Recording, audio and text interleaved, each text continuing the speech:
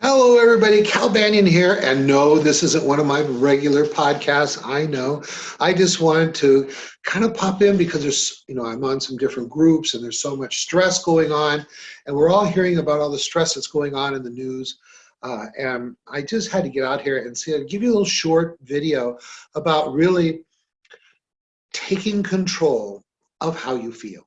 And there's something that I teach all my hypnosis students. It's called XMEFB. XMEFB. Now, let me tell you about XMEFB. You might wonder, oh gosh, why do I feel such and such way? How can I change how I feel? I'm going to tell you. Now, I know a little bit about feelings. I have a master's degree in psychology, but that's not the big part. I wrote the book, The Secret Language of Feelings, which has gone all over the world. And I've done just tons and tons of age regression work that is called affect bridge and time tunneling, where we use the emotion that our client is experiencing to uncover the cause of the problem. And one of the things I learned was XMEFB. So let's talk about this for a second. All right, X. X stands for something happened. Anything that you could become aware of, that you could perceive consciously, subconsciously, or unconsciously, that's what that X stands for. And then we got M. You give it meaning. Okay. X by itself is not necessarily stressful or something that would make you happy. X has the power of just whatever it is until you give it meaning. When you give it meaning, and basically the meaning we give things are, this is either good or bad, or it is going to help us get what we want or get in the way of what we want. And then we've got E. Okay, after we give M, E happens automatic. Now this is all automatic except for one step that I'm going to give you here in just a minute. So X, something happens. M, you give it meaning. This is good or bad. That's the most general sense. And then you experience an emotion. And that emotion comes from the brain. Okay, it's part of the limbic system reaction. Okay, it's not a response, it's a reaction. It's just automatic, it's not thoughtful. Once X happens and you give it meaning, E is automatic. For example, if you think that somebody's treating you unfair, you really think that, then the emotion is going to be anger. If you think something bad is about to happen, like you're in danger or something, then you know what? Automatically, fear chemicals are going to start happening in your brain and so on. You lose someone or something important to you, what's going to happen? Sad chemicals are going to start getting produced in your brain. But here's an interesting thing.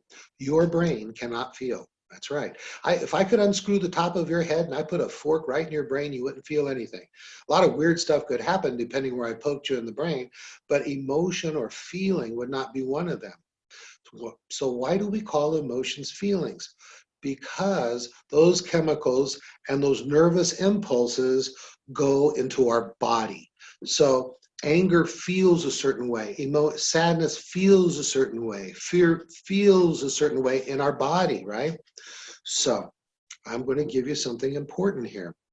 You can't control X. X is happening all the time. Some of it's good, some of it's bad. Okay? How do you know it's good or bad? Because it's the meaning you give to it that generally has an effect on how you feel. I mean, something could be really, really bad, but you think it's really, really good, then you would feel really, really good. You see, meaning, the meaning you give to things in your world, to the people in your world, the things that are going on in your world, that's what causes you to have emotional chemicals that makes your body feel a certain way. So, how do you take back control of how you feel? Manage your M. Manage your M. What meaning are you giving things? There's really three kinds of M's that go on. One is a consciously assigned response where you actually think about it and give it a meaning. The other is a subconscious, kind of meaning, where you just habitually give certain things or people particular kinds of meanings. And then unconscious. And unconscious, that's when things get imprinted in the nervous system. For example, have you ever eaten bad shrimp or maybe had too much alcohol to drink, like rum or something like that? And then afterwards, just the sight of it, just the smell of it, and your body reacts. That's unconscious meaning given to something. I believe that PTSD, a lot of that is things get in the actual body, into the unconscious mind. All right. So, all right. Reality check. Reality check your M. That's really important because sometimes, like I said, some meanings that we give things are subconscious, and the subconscious is where habits and beliefs reside. And something happens, and we just automatically, thoughtlessly, without any conscious effort, boom, we give a meaning from the past to something that's going on now. Okay? And so that's not responsive, that's reactive. It's just thoughtless. So what happens is we want to engage the conscious mind, and that's how we take control of how we feel. So reality check your M. By reality check your M is just really simple. Is you just step back for a second or two or three and say, is what I'm thinking based in reality? With everything I know, hindsight and everything like that, what's going on, is that initial thought that I had really based in reality? Sometimes we'll realize that we were just in a mood, or maybe a couple of things went bad in our day that were really bad, and now we're starting to paint everything that happens in that day bad. And so we need to stop back and just have a moment. Was that an earthquake? No, I bumped the computer.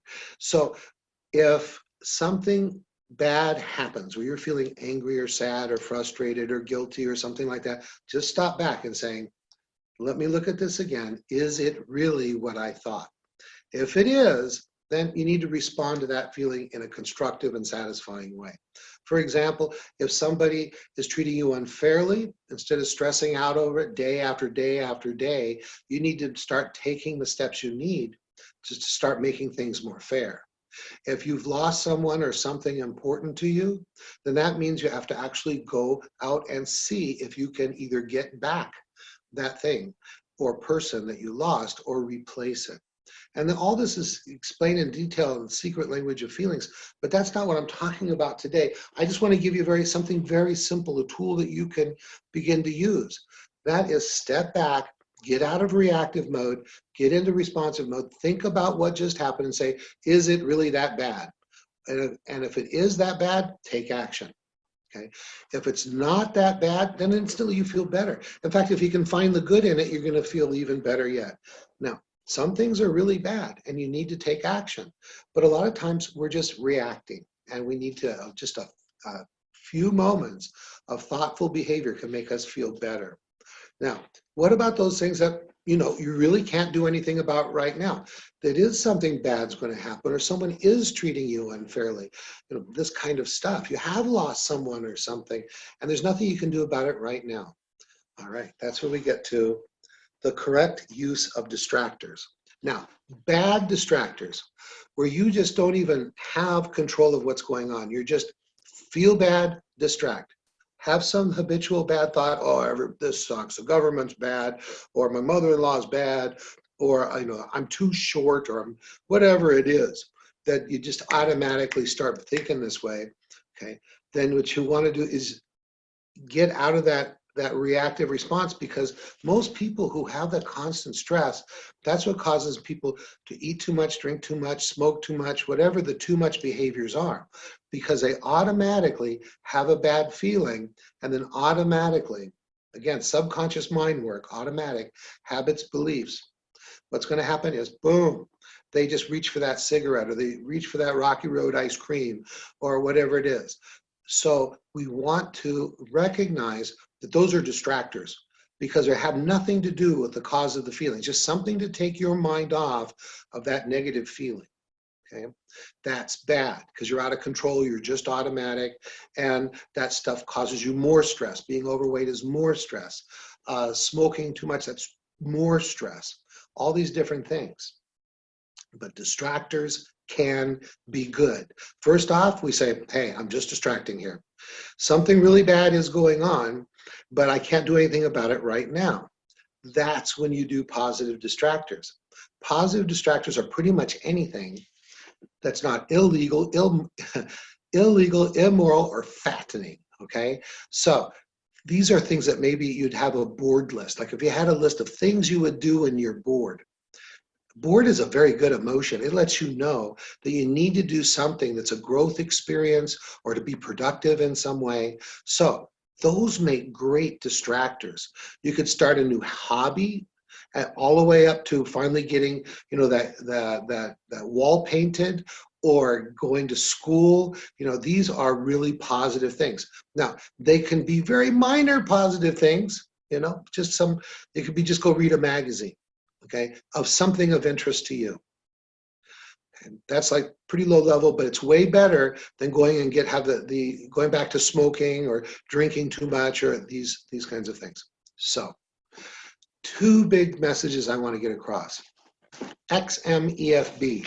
You can take control. You can't control X, but you can control your M, the meaning that you're giving M, because so many times we just habitually give negative M's, meanings to things when they're not that bad, or sometimes they're even good. Then that controls the chemicals in our brain, the emotional chemistries. It controls how we feel. And then B, the behavior. And the behavior is, instead of going out and doing, you know, destructive, self-hurtful things, then go do something fun, interesting, growth experience. That's right. Reality check your M, make sure it's based in reality. If something is really bad, try to fix it, go after it, solve that problem. That's what feelings are for. But if there's nothing you can do right now, then the correct use of distractors. Have a list of things that you like to do that are fun, interesting, growth experience on one hand. That's the good part. And on the bad hand, make sure they're not illegal, immoral, or fattening, because you know what? That's just going to cause more stress. All right, that's it. I hope you got something out of this. See, let's go. XMEFB. That's it. And you can take back control of how you feel. That's it for now. Banyan, signing out.